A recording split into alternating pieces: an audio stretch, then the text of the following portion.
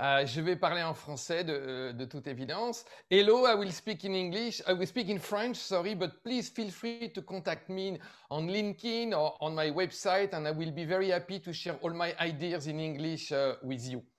Je m'appelle donc Bruno Marion, comme l'a dit Michel, on me surnomme souvent le moine futuriste. Moi, j'ai tendance à me qualifier d'émergologue, puisque de la même manière que nos amis collapsologues, eux, nous montrent à juste titre pourquoi et comment notre civilisation peut s'effondrer, eh bien moi, ma mission, c'est de montrer pourquoi et comment une nouvelle civilisation, au contraire, peut émerger. Et c'est pour ça que je voudrais partager avec vous ces trois enjeux civilisationnels qui, je crois, sont trois signes possibles de l'émergence ou pas, et qui vous permettront justement peut-être d'observer différents. Ah.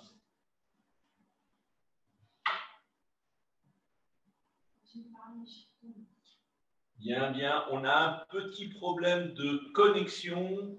C'est peut-être parce que Bruno est à la campagne, dans sa maison en Ardèche. Différence, par exemple, entre la vision plus individualiste de l'Occident et une vision plus groupe asiatique.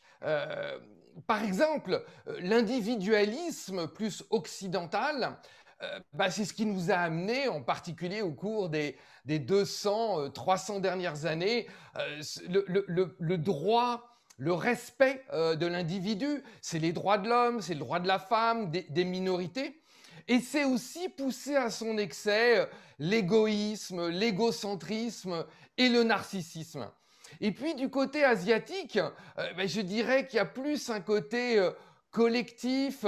Vous avez dû voir tout à l'heure la description des relations par Lin Lin, avec le respect du groupe, le respect de l'inter-collectif.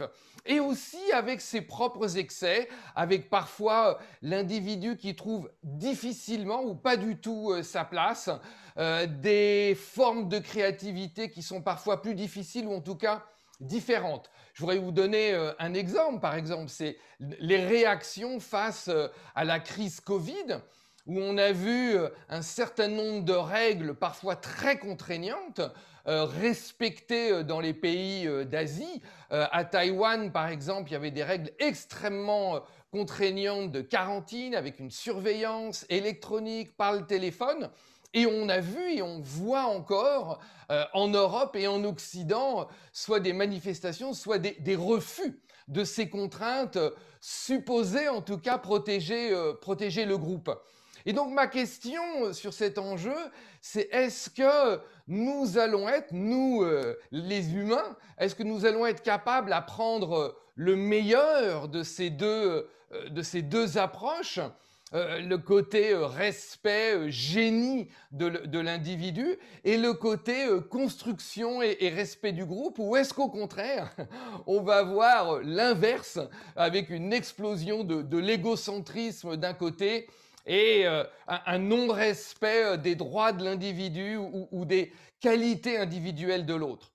L'autre enjeu civilisationnel que je voudrais partager, c'est un enjeu social et politique. En particulier, ce que j'appellerais une sorte de conflit entre la démocratie ou les démocraties et ce que je vais appeler des versions plus technocratiques. Avec des démocraties occidentales qui sont en train d'être confrontées à une sorte d'échec. Il suffit de regarder ce qui s'est passé dans le phare de la démocratie, en tout cas le supposé phare de la démocratie occidentale avec les États-Unis, et puis d'une manière générale, des tas de pays démocratiques où les gens ne votent plus ou ne se retrouvent pas dans cette forme de démocratie. Et puis de l'autre côté, une ou des technocraties plus ou moins triomphantes, en tout cas économiquement, et qu'on voit même devenir, pour certaines d'entre elles, un petit peu arrogantes. Et donc là, la question que je pose, c'est Est-ce qu'un système va vouloir s'imposer à l'autre? Est-ce qu'on va être capable de prendre le meilleur des systèmes ou être capable, peut-être, plus probablement, de trouver un moyen où plusieurs systèmes sont capables de cohabiter pour le meilleur de tout le monde? Et le dernier enjeu social que je voudrais évoquer avec vous, c'est un enjeu social et générationnel. Une sorte de conflit, je trouve, entre des anciennes générations, ça c'est moi et certains d'entre nous, pour ceux que je connaisse, et puis des plus jeunes, des plus jeunes. Ce que j'ai envie de dire, c'est que ce que j'observe, c'est qu'il y a moins de différence entre un jeune Chinois, un jeune Philippin, un jeune Japonais, un jeune Français, un jeune Américain. Il y a moins de différence entre eux. Et je ne suis pas en train de dire qu'il n'y a pas de différence entre eux.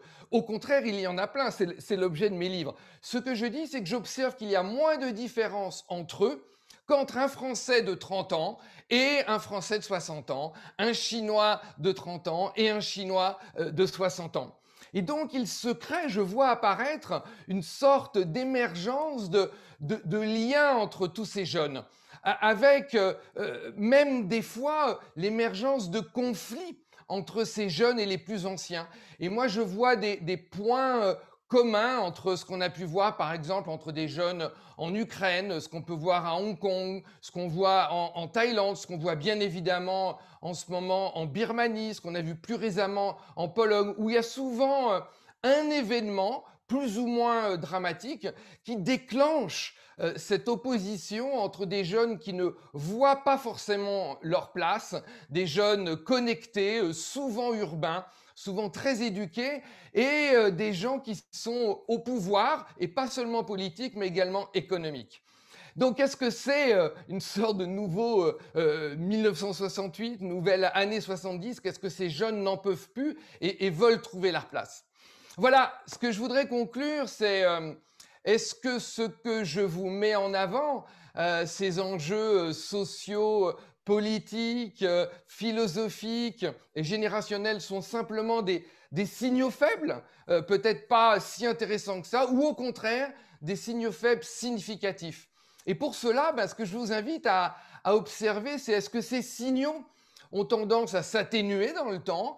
Est-ce qu'ils sont au contraire en train de se connecter entre eux? Par exemple, on voit certains mouvements de jeunes très connectés entre eux, au-delà de leurs origines géographiques et culturelles. Voilà, merci beaucoup de m'avoir écouté. Moi, je suis fasciné par tout ce que j'ai entendu. Et je suis convaincu que si nous prenons le meilleur de l'Occident, le meilleur de l'Asie, nous pouvons, chacun à notre échelle, contribuer à l'émergence de ce que j'ai envie d'appeler, sans modestie, une nouvelle civilisation. Merci beaucoup.